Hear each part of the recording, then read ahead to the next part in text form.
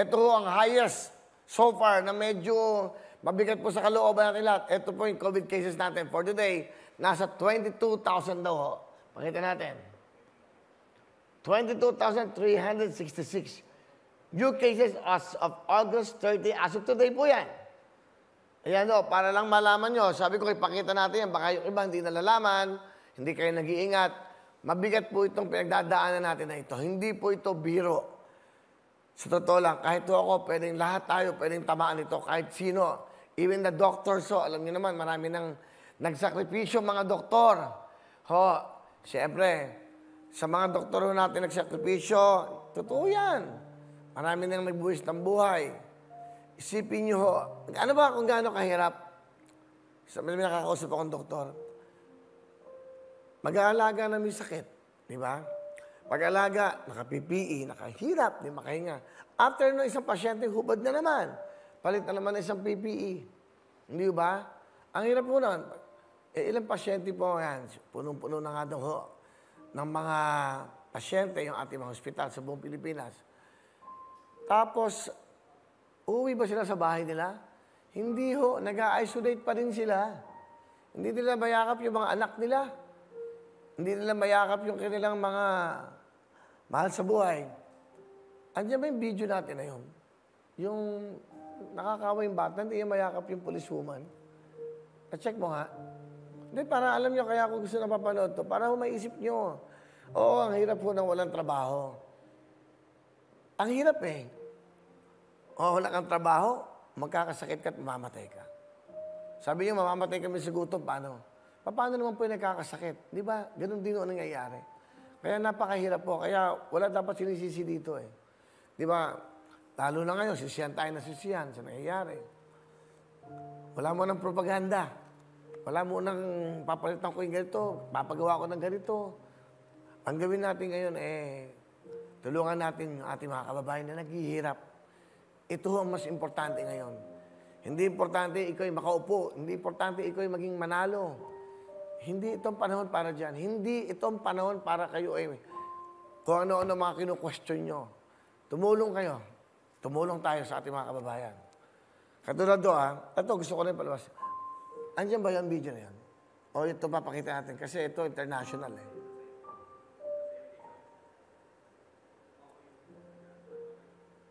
Yung puso para sa bayan. Okay ba? Gusto ko lang, ito pinakita ko na ito dati. Di ba? Gusto ko lang, maramdaman natin kasi grabe na to. 22,000, di ba? Ayan. Para lang maramdaman nyo at makita nyo ulit. Kung anong buhay ng mga...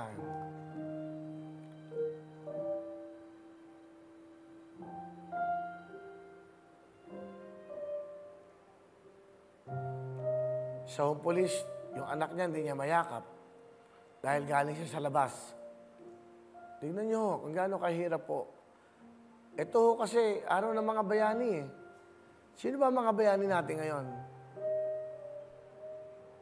Yung mga pulis po na mapagkakatiwalaan. Yung mga pulis po na talaga nagsisilbi sa bayan at sa ating mga mamayan. Yan o, isang sundalo. Magsisilbisyo na. Kumakaway lang siya sa anak niya. Umiiyak yung bata kasi namimiss na niya yung tatay niya. Pero hindi niya mayakap yung anak niya kasi galing po siya sa labas. Diba? O ito, sobra dito ako na-touch sa batang ito. Tingnan niyo po ito, mga kababayan. Iniintay po niya yung kanyang nanay. At ang kanyang pong nanay. Yan, nakita lang namin po ito sa Facebook. Ito yung mga kababayan natin na kinukuha ho, yung mga magaganda. Yan, yung kanyang nanay. Pinalayo na siya. Nanay po niya, policewoman. Hindi niya mayakap. Tingnan niyo. Hindi niya mayakap.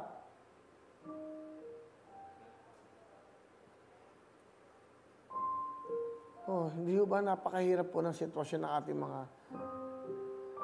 Yan. Yung mga frontliners natin, iniwan lang yung pagkain. Babalik na naman siya sa trabaho. Hindi niya mayakap yung mga anak niya.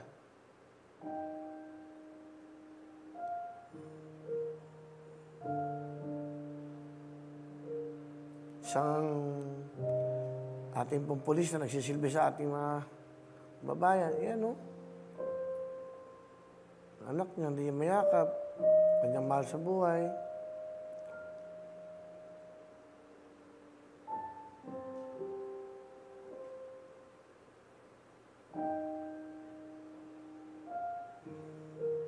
Ayan, no? Tingnan nyo. Pinapakita ho namin to, hindi naman ho lahat ng pulis eh. Hindi ho ba? Lahat to, marami yung mas mabubuting pulis. Mga sundalo. Ito ho, niyakap niya anak niya, naka-plastic. Sipin niyo ho yan. Grabe po ho itong pinagdadaanan natin pagsubok sa ating buhay. Di ba napakahirap pong huminga ng batang yung naka-plastic, pero kailangan gawin. Hindi siya kahit pa paano mahawahan.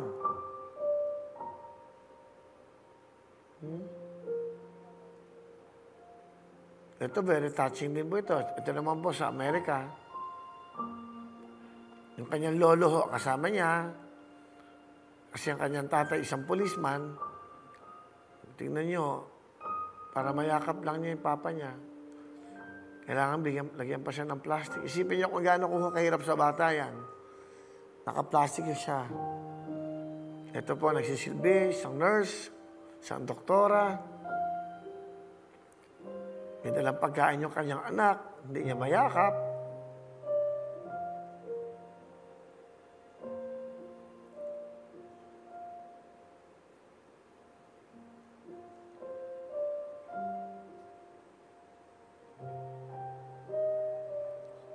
Kailangan nyo tumakita, kailangan po natin tumakita para maintindihan ho natin at sa isip natin lahat kung gaano kahirap po yung mga tunay na bayani sa pagkakataon na ito, sa panahon na ito. The nurses, the doctors, lahat.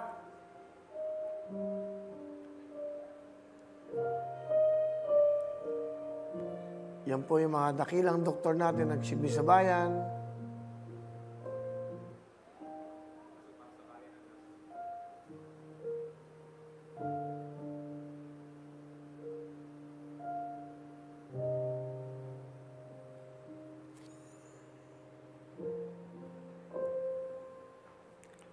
Nagiging emotional ho tayo kasi sa hirap. 22,000 po ang meron pong COVID cases ngayon. Sana hanggang doon na lang. Sana bumaba na po ito. Sana wag nang tumaas. Pero nasa sa atin po lahat to eh. Kung di tayo makikinig, hindi tayo susunod, mahirapan po tayo. Alam niyo, lalo tayo hindi makakapagtrabaho, lalo na kayo, mga nangangailangan, kung dadami pa ng dadami to. Ano ang paraan para makabalik tayo sa normal? Tayo mismo mag-ingat. Ingatan natin ang buhay natin para maingatan ang buhay ng inyong mga mahal sa buhay.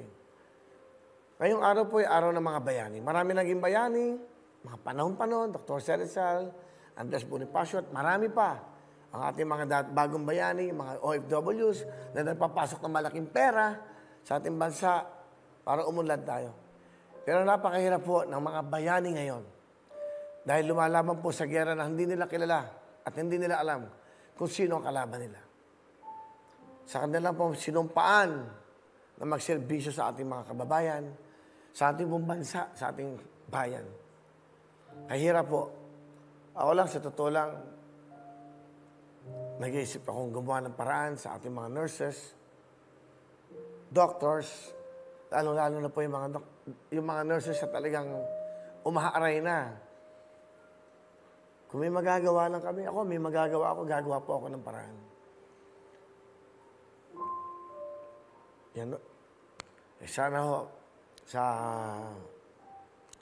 nasa sa atin to eh. Mag-iingat po tayo, ingatan natin ating buhay. Napakasarap pong mabuhay sa mundo na nakikita mo ang mga mahal mo sa buhay. Nakita nyo yan. Sana ho kayo, nagiging emosyonal ako dahil pataasan ang pataas itong COVID cases natin. At may mga pinagdadaanan din kami na ganyan, ang hirap. Buti ho, pinayagan kami ng GMA Management. Thank you so much. Kasi sobrang hirap na po ngayon. Sobrang stricto na dito. Hindi kami papapasukin kundi vaccinated, kundi naka-RT-PCR. Sobrang, pati ho ako. Walang sino-sino rito, dapat sumunod ka. Kaya lang gusto kong matuloy yung programa. Gusto kong makapagpasaya sa inyo araw-araw. Kaya, nandito kami. Iilan na lang ho kami dito. Ang staff ko, 5 na lang ho kami. Kasi pag merong may sipon, may ubo, sabi ko, wag. Di ba? Hindi pa sila positive, pero sabi ko, ingatan natin. O after, nagko-quarantine po sila na hindi sila positive. Yun ang requirement ko dito. Bakit? Kailangan ho eh. Pag nagkasakit ako, paano? Pero sila naman ho, kahit to, may ganon, may sweldo pa rin sila.